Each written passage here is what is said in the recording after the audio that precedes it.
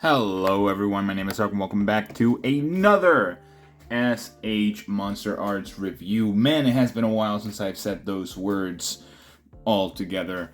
Today we are going to be taking a look at the Godzilla X Kong The New Empire Suko and Mothra 2024 2-pack that they just decided to put together, and honestly I'm happy they did. The last time we got a Mothra was alongside, I'm pretty sure, Rodan as a double pack.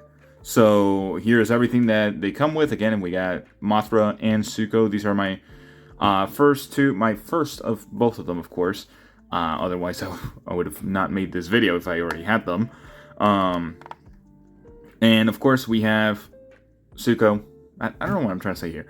Oh, that's what I was trying to say. So the reason why it took me so long to get this is because I did not think that the $100 price tag for, or the $90, I think it was $90 to $100 price tag for this thing was worth it whatsoever. But Hobby Genki came through and they had a big, huge sale, 50% off on this 2-pack. So after handling and taxes, I ended up paying $70. So is it worth it? The $70 that I paid for it, pretty much $20 under market value. Let's find out by taking them out and seeing how they look.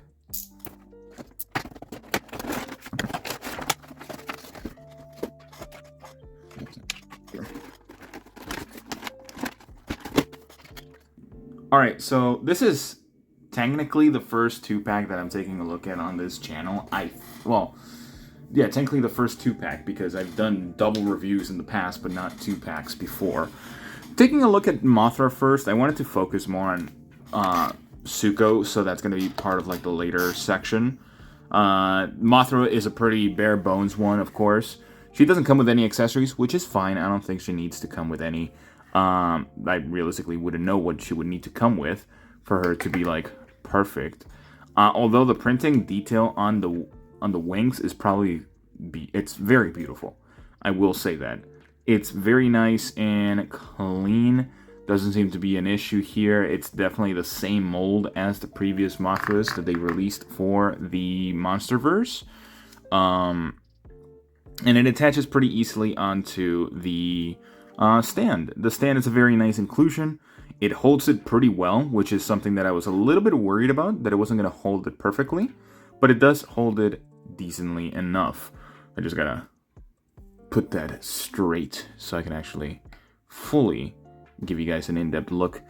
Besides that, the body is pretty bare bones. There's a little bit of gold paint on the legs and the tip of the stinger. The eyes are a nice pearly blue, well, metallic blue, or metallic green bluish, which is really nice.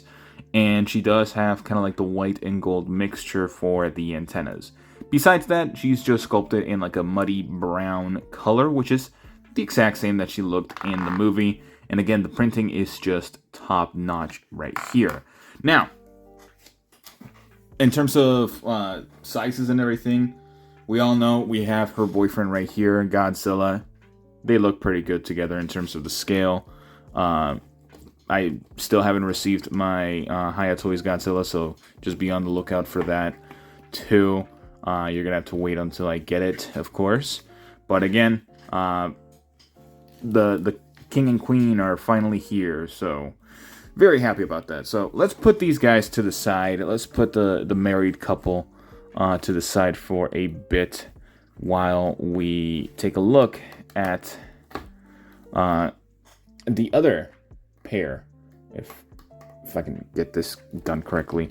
Godzilla, close your mouth. It's not there's flies everywhere, please. Okay, so now let me bring up Suko. I'm gonna have to actually go down lower here.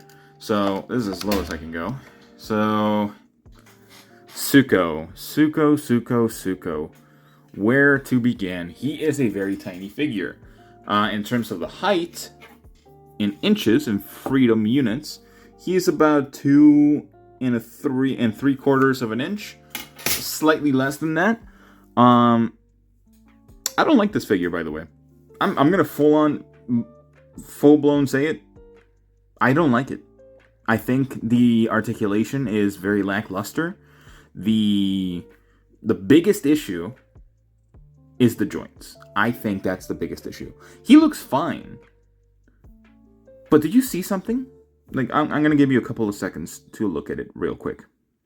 Look at the proportions. Look at everything that you see here.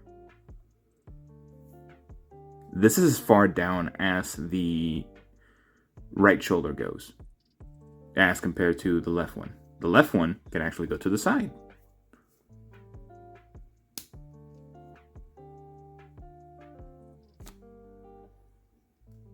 Yeah, I don't know. I really wonder what the issue is here, because they're both the same sockets, both the same ball pegs. It's just that it seems that one has a little bit more leeway than the other.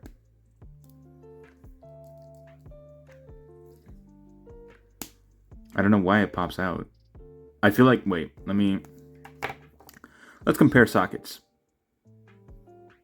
They're not the same socket, by the way. They're different sockets. One of them this one over here on the left, on my left, is like meshed and melted together, while the other one on the right actually functions well because it has the sleeve all the way at the top and everything. And it's also placed better. Interesting. Okay. So the quality on SH MonsterArts still is a very much hit or miss situation.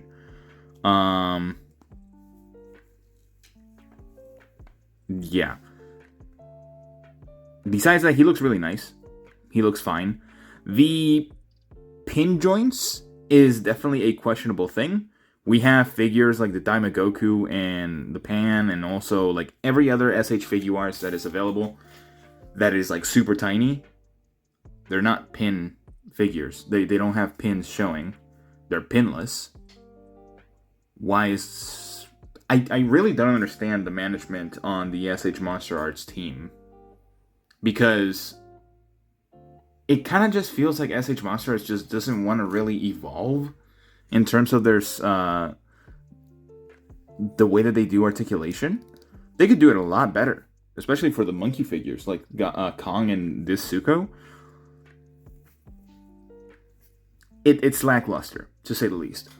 So articulation wise, because I've already been spending a lot of time talking about the figure in terms of how bad it is. Looking up, pretty good. Looking down, non-existent.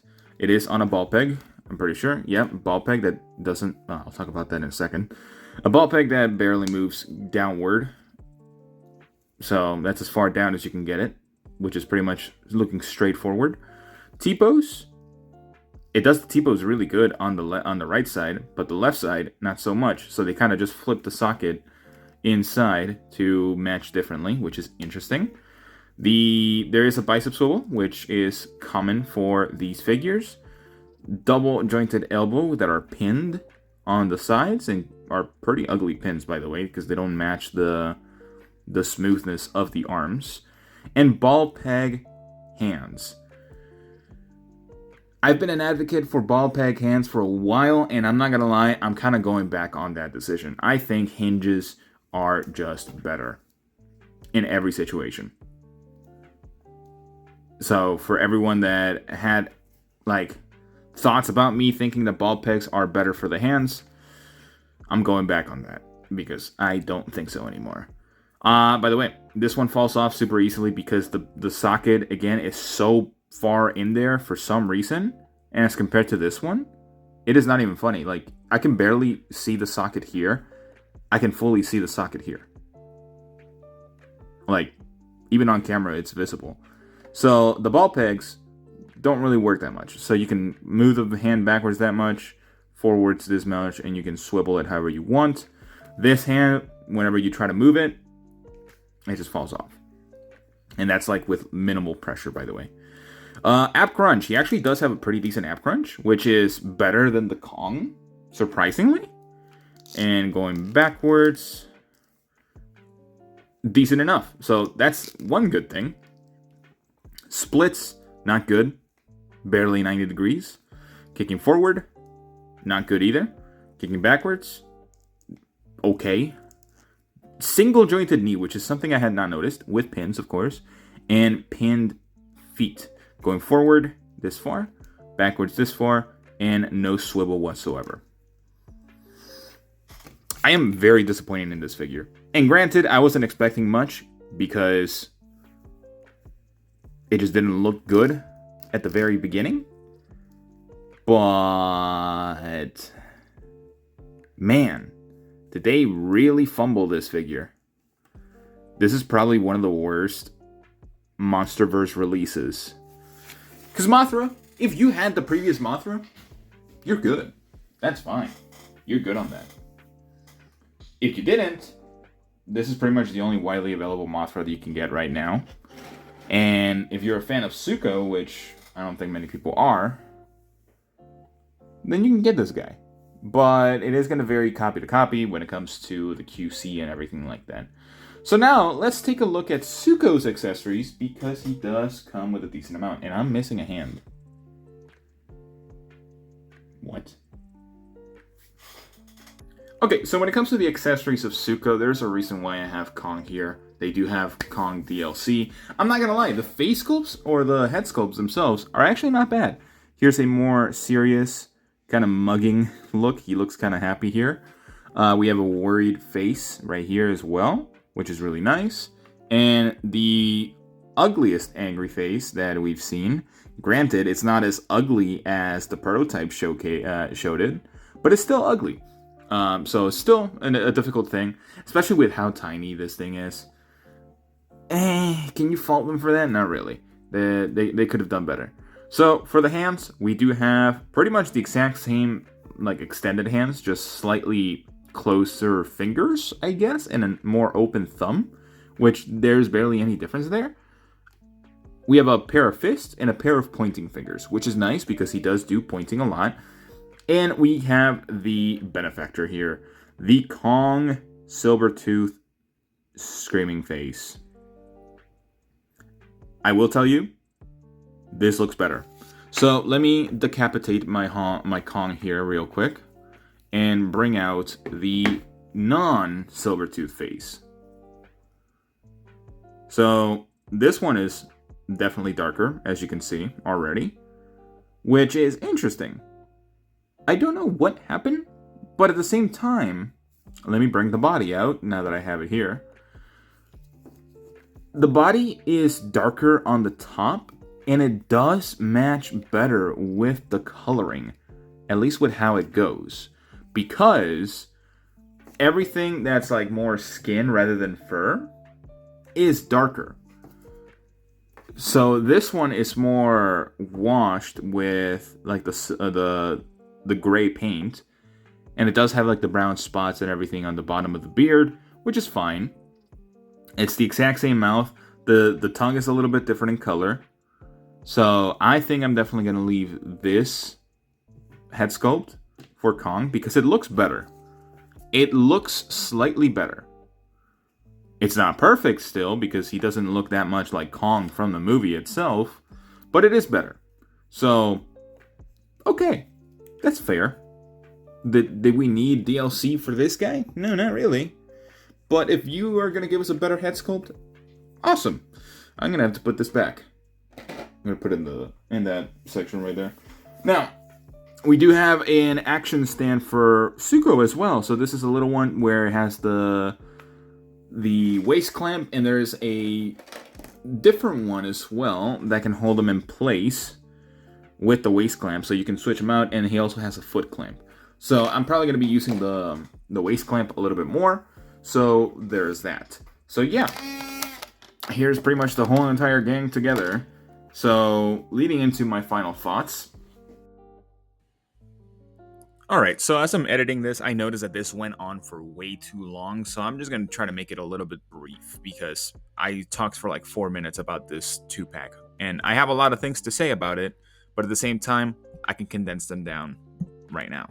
So as an overall score, I'm unfortunately going to have to give it a 6 out of 10. Mothra is not really like that outstanding, or it has a immaculate paint job where it's like you need it right now. Suko has a decent amount of accessories, although the pin joints, it really does break the immersion that this is a high quality figure, like a high end figure that you're supposed to be getting. Like it's really interesting that they had to do this for Suko when like their sister brand SH Figure Arts has really tiny figures with pinless joints. So it just makes me wonder why they couldn't do that here for Suko, or just give him ball pegs and that sort of thing instead of hinges like they usually do. But that's besides the point. So I think a 6 out of 10 is more than sufficient here. But I really would love to know what you guys think about this 2-pack, because that's pretty much all the time I have for you guys today. Let me know what you guys think about it down in the comments below. And pretty much that's it for that everything. I don't know what I'm talking about anymore. But yeah, if you like more of this content, subscribe, stay in touch, and I'll see you all in the next one. Bye-bye.